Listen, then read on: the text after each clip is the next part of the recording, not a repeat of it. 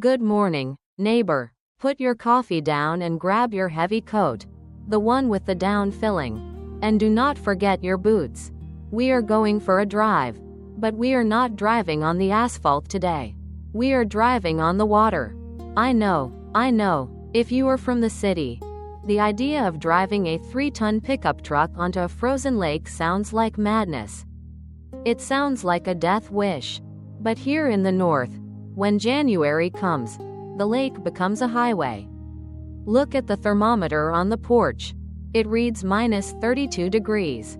That is cold enough to freeze your breath in your throat before you can even exhale. But that cold is a gift. It has turned the lake into a sheet of ice that is 30 inches thick. 30 inches, neighbor. That is thicker than the foundation of some houses. You could land a jumbo jet on this ice and it would not even crack. So, climb into the truck. I turn the key. The engine groans a little. R. Vroom. Even the machinery feels the cold. We pull out of the driveway and head down the boat ramp. But instead of a boat, our tires crunch onto the snow-packed ice. Listen, turn off the radio. Do you hear that sound? Boom, crack, ping. It sounds like whales singing, or like laser beams from a science fiction movie. That is the ice expanding. It is shifting. It is alive. Tourists hear that sound and they panic. They think the ice is breaking. They think they are going to fall in. But I smile, because that sound means the ice is making more ice. It is getting stronger. We drive slowly, about 10 miles per hour. Everything around us is white. The sky is white. The ground is white. The horizon has disappeared. It feels like we are driving inside a ping-pong ball. We are looking for my spot. Arthur and I found this spot 40 years ago. It is near a drop-off, where the water goes from 10 feet deep to 30 feet deep. That is where the big fish hang out. They sit on the ledge, waiting for dinner. There it is. You see that little wooden shack in the distance? The one painted bright red? That is my winter sanctuary. It looks small and lonely out here in the middle of this white void, doesn't it? But inside that little box is a whole world. I park the truck. I put it in park. We step out. The wind hits us instantly. It bites exposed skin like 1,000 tiny needles. We have to move fast. Grab the auger. Grab the bait bucket. Let's get inside before we turn into popsicles. This is the part that tests you. The transition from the warm truck to the brutal air. But do not worry. We are going to make it warm. We are going to make it cozy. And soon, we will see what is hiding under all this ice. Here is the key. I unlock the padlock on the door of the shack. The metal is so cold it sticks to my gloves. Click. We step inside. It is dark in here. And it is just as cold as the outside, but at least the wind has stopped screaming. The shack is simple. 4 wooden walls, a plywood floor, a bench with an old cushion, and a tiny wood stove in the corner. But look at the floor. There are 2 square holes cut into the plywood. Underneath those holes is just bare ice. First things first, we need to open the window to the underworld. I pick up the ice auger. It is a gas-powered drill with a blade as sharp as a razor. I pull the starter cord. Yank. Nothing. It is cold. Engines hate the cold. I pull it again. Yank. Sputter. Cough. Die. Come on now, old girl. Work with me. I adjust the choke. I give it a little pat. One more pull. With feeling this time. R. Vroom. There we go. The engine roars to life, filling the small shack with the smell of gasoline and exhaust. I position the blade over the ice. I hold on tight, because when this blade bites, it kicks like a mule. Grind. Crunch. Whir. Ice chips fly everywhere like crushed diamonds. The noise is deafening in the small space. We drill down. 10 inches, 20 inches, 30 inches. And then, sploosh. The resistance disappears. Water gushes up like a geyser, slushing around the hole. We are through. I shut off the engine. The silence rushes back in, heavy and sudden. I use a ladle to scoop out the slush. And there it is, a perfect circle of black water. If you look closely, you can see all the way to the bottom. The water is gin clear in the winter. No algae, no stirred up mud, just pure, liquid glass. Now, for the comfort. I open the door of the tiny cast iron stove. I toss in a handful of birch bark and some dry spruce kindling. I strike a match. FFFT. The bark catches instantly. Crackle. Pop. I add a small log. Within 10 minutes, the temperature in here begins to change. I take off my heavy parka. Then I take off my toque. It is getting tropical in here, neighbor. That is the magic of the ice shack. Outside, it is a frozen wasteland that could kill you in an hour. Inside, we are sitting in our shirt sleeves, drinking hot cocoa, listening to the fire purr. We are floating on top of a frozen ocean, inside a wooden bubble of warmth. I set up the rods. They are short little things, only about 2 feet long. You do not need a long rod to cast here. You just drop the line straight down. I put a minnow on the hook. A shiner. I drop it into the black hole. I watch it sink, down, down, into the darkness. I set the depth to just 6 inches off the bottom. That is the strike zone. And now, we wait. But waiting here is not like waiting for a bus. It is not boring. It is meditative. We stare at the hole. The water pulses slightly. It is hypnotic. We are looking into a secret room that no one else can see. Pass me the thermos, neighbor. Let's see who is hungry down there. We have been sitting here for 2 hours. The fire in the stove has burned down to glowing red coals. The shack is warm and smells of wood smoke and damp wool. My eyes are fixed on the hole. The water is black and still. It looks like a portal to another dimension. Sometimes, your mind plays tricks on you. You think you see a shadow move down there. You blink, and it is gone. Was it a fish, or just a ghost of your imagination? This is the mental game of ice fishing. You stare at nothing for so long that when something finally happens, it feels like an earthquake. Look at the tip of my rod.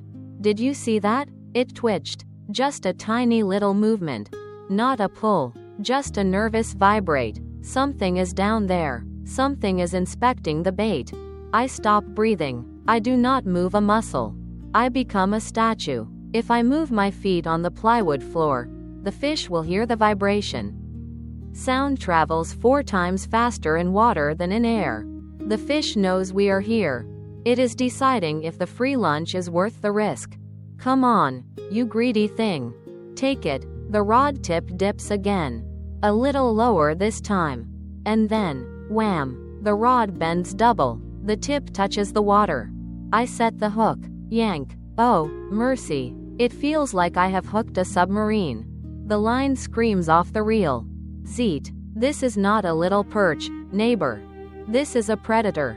It is a big one. I yell. My voice sounds too loud in the small shack. I start to reel, but the fish fights back. It shakes its head violently. I can feel the anger traveling up the line, through the rod, and into my hands. It is a heavy, dull weight. It is swimming in wide circles under the ice. I have to be careful. The line is thin. If it rubs against the sharp edge of the ice hole, it will snap instantly. I kneel down beside the hole. I beg the fish to cooperate. Easy now, easy, I whisper. My heart is hammering against my ribs. The adrenaline rushes through me, waking up every cold nerve ending. I gain a few feet of line. Then the fish takes it back and forth, a tug of war in the dark. Finally, I see a flash of color deep in the hole. It is green, and gold, and white. It is a Northern Pike, a Jackfish, and it is massive. It looks like a dinosaur. Its eyes are cold and yellow. Its mouth is filled with hundreds of needle-sharp teeth.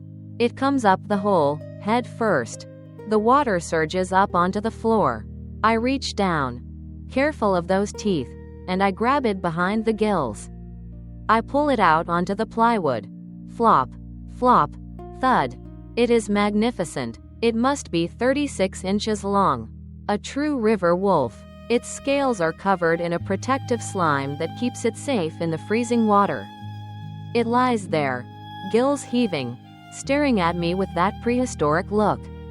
I sit back on my heels, panting. My hands are shaking. The sudden violence of the catch is over.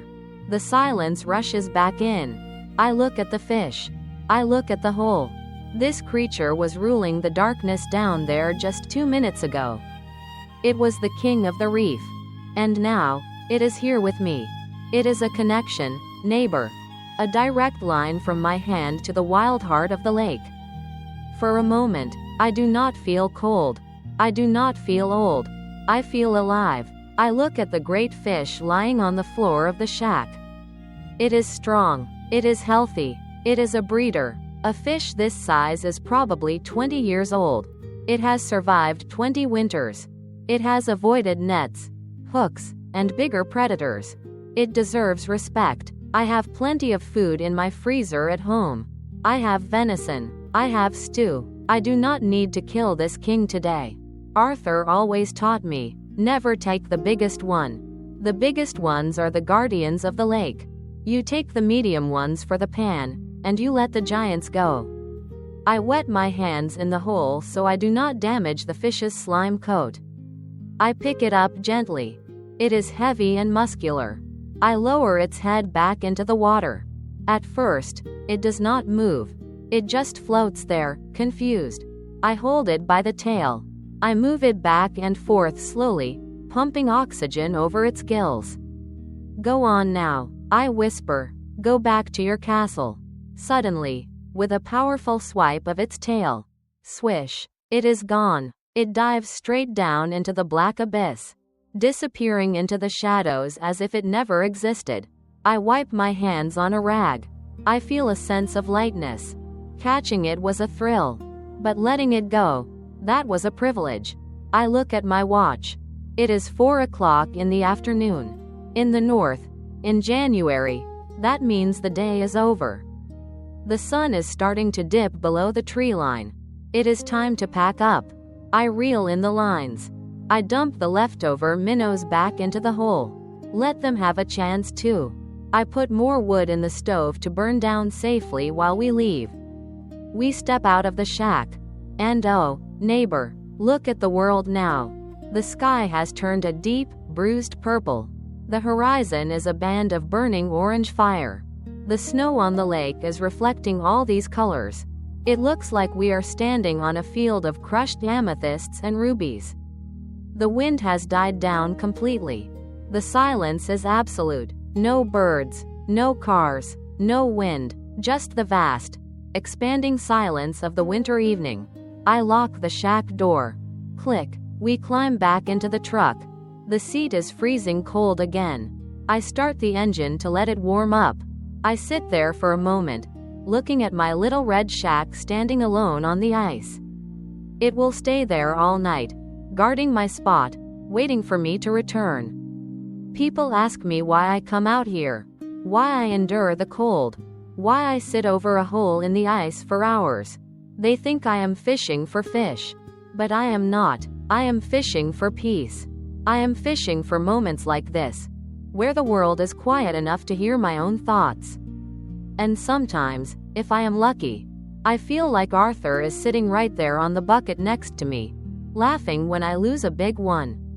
The ice connects us. The cold preserves us. We drive back towards the shore. The headlights cut through the purple twilight.